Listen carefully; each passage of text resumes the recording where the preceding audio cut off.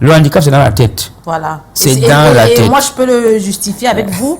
Vous ne vous considérez vraiment pas comme une personne handicapée. Vous faites tout ce que vous voulez faire. Je suis invalide, j'aime souvent dire ça aux gens. Oui. Si je n'étais pas ce genre de personne, Madame Desfosses, je n'allais pas être à côté de vous. Ouais, vous ne serez pas venu. Je n'aurais pas vu beaucoup de personnes. J'ai des gens qui m'ont reçu juste par curiosité. Pour dire, mais qu'est-ce qu'il veut bien nous dire? Parce qu'on a l'habitude de voir toujours des personnes, des semblables, en bordure de route pour demander, etc. Moi, j'aime souvent dire aux gens, je n'ai pas faim. Je me bats, parce que si je ne me bats pas, ma famille va faire comment? Vous voyez un peu, non? Et je dois travailler pour que l'image qu'on avait hier, une image négative de la personne handicapée, devienne demain une image positive. Alors, est-ce que vous avez eu à chercher du travail et que vous avez été rejeté par votre handicap, votre cas personnel? Oui. On a cherché du travail. Des fois même, on te prend juste pour te tester, après on te met dehors. Il faut dire, quelque part, j'aime pas dire mon épouse aussi souvent, hein, elle est handicapée, vous voyez un peu, mais malgré les diplômes qu'elle a pu juste avoir jusqu'ici, obtenir, on a payé les études dans les écoles privées, mais n'a pas d'emploi. Mais pourtant, si je vous dis, vous dans la maison, il y a des piles de documents, des demandes d'emploi qu'on a déposées, il n'y en a pas.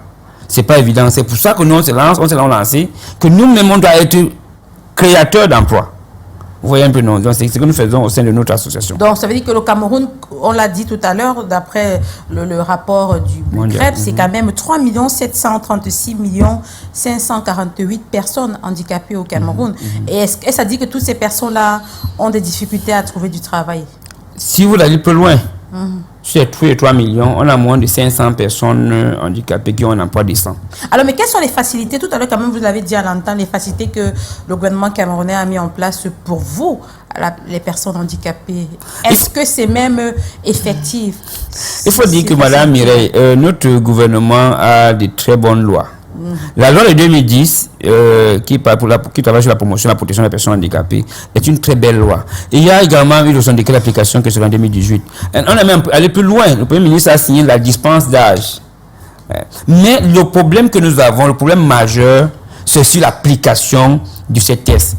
Par exemple, la personne handicapée, pour un concours, peut-être date limite 30 ans, nous on peut poursuivre qu'à 35 ans. On a 5 ans de plus que l'État a augmenté. Mais maintenant, est-ce que le quota réservé à la personne handicapée est respectée? Non. Mais vous pouvez dénoncer. Maintenant, nous dénonçons, bien même qu'on dénonce, qu'est-ce que ça apporte? Nous sommes une minorité. Une minorité de personnes qui s'élèvent. Et c'est pour ça qu'on nous tient captifs. 3 millions sur 24 millions, c'est voilà. C'est pour ça qu'on tient captifs. Parce que moi, je n'encourage même pas les gens qui donnent 5 francs aux gens qui sont en bord de route. Parce qu'on veut nous tenir toujours captifs. Vous ne pouvez pas revendiquer vos droits. Voyez combien de concours sont passés? On n'a pas pu trouver même 5 personnes handicapées. Mais pourtant, la loi est claire dessus. À part égale, la personne handicapée est prioritaire. Oui. À compétence égale, la personne handicapée est prioritaire. Donc, vous voulez me dire que les personnes handicapées n'ont pas de compétence? Je vais vous dire quelque chose.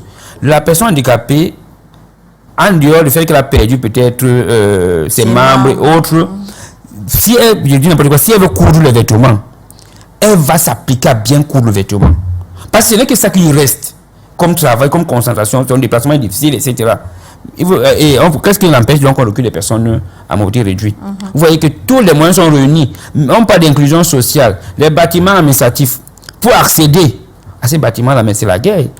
Vous trouvez qu'un ministre est au 5e niveau. Vous pensez que, bon, moi je suis un handicapé, je vais grimper les 5 niveaux là, c'est pas un problème. Mais d'autres là qui rampent là, ils vont les voir comment. Oui. Vous voyez que ceux qui sont mis là pour nous, on exclut déjà, il y a une barrière pour la personne à mobilité réduite. Je pense que c'est vrai, les tests existent, mais il faut mieux inculquer ces tests aux populations. Maintenant même, les décideurs même, les chefs d'entreprise, que ce soit privé ou public, ils ne connaissent même pas, ils ne sont même pas informés sur ces tests qui existent. Oui. Je ne pense pas que si je viens déployer mon dossier à Canal 2, le DG aura toutes ces informations-là. Peut-être comme dans la maison médiatique, peut mieux faire des recherches, mais des entreprises ont cette grosse difficulté. Alors, mais il va falloir que vous, dans votre association,